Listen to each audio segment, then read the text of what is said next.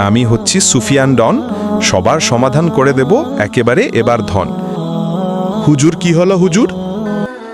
এবার বলো কার কি সমস্যা? হুজুর আমার তো সামনে পরীক্ষা, কিছু করুন। আচ্ছা কি করব বলো? হুজুর আমার একটাই চাওয়া, এই কলমটা এমন করে দিন যাতে এই কলম দিয়ে পরীক্ষা দিলে পাশ করতে পারি। আরে এই স্যাম্পল বিষয় তো দৈনিক করতে হয়, দাও আমার কাছে ঠিক করে দিই এখনই। অন্তর মন্তর ফুফু। আরে হুজুর আমাকে বাঁচান, আমার ব্যবসা সব শেষ হয়ে গেল। আরে কি সমস্যা বল? আরে আমার দোকানে আজ কদিন ধরে বউনি হচ্ছে না, কিছু একটা করুন। এই সমস্যা।